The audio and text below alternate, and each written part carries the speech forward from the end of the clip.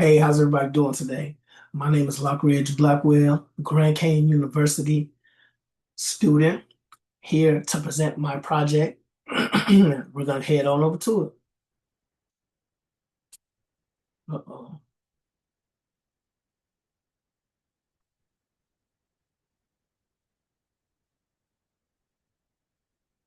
My expectations as a professional by Lockreg Blackwell, ELM 201.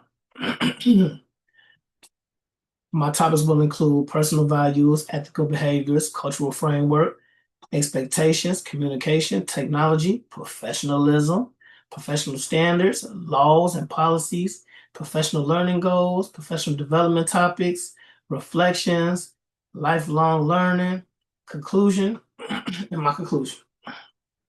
My purpose of this presentation is to share my core values and my professional expectations, and also my goals and growth as an educator.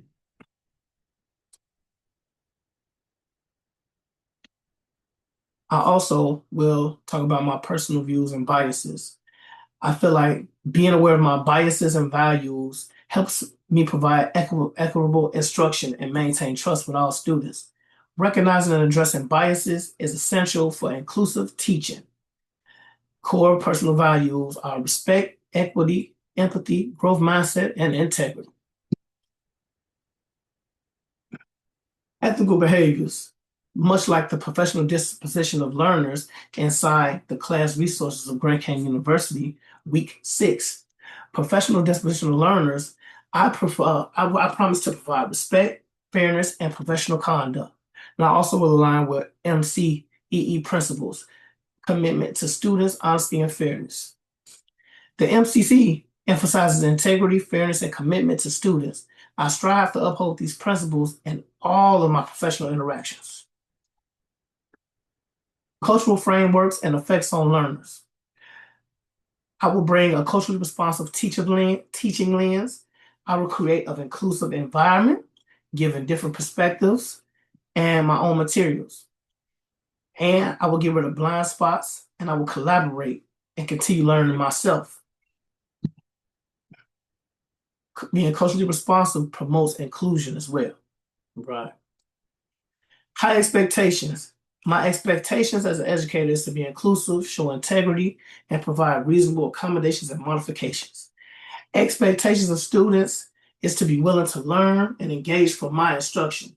And my other expectation is to always keep my professionalism. Maintaining high expectations challenges all students while promoting equity and a growth mindset. Communication. Communications are part of principles 1 and 4 and also the MCEE. We have to also have respectful communication. Educators must be culturally sensitive. Educators must be active listeners as well, as far as myself, and we all must build trust with students and good communication. When it's effective communication, students feel supported, engaged, and confident in their learning. As it relates to Principle 5, we all need technology. It helps with differentiation. It helps with different learning assessments. It helps determine what learning levels students are on, and it can provide different grade levels with progress monitoring. Professional standards. As a professional, we all, including myself, must all have continuous professional development. We all must support student learning, and we all must have data-driven progress monitoring. We always got to have data. Ethical obligations. Educators must know and understand students' rights and mandated reported timeframes. We are all mandated reporters as far as safety as well. We must have continuous training done by certain deadlines, and we must protect students' confidentiality. Understanding and upholding laws and ethical guidelines protect the students and maintain trust in education. Professional learning goals improves culturally responsive teaching, helps with data-driven instruction, and helps with STEM practices, which is my major.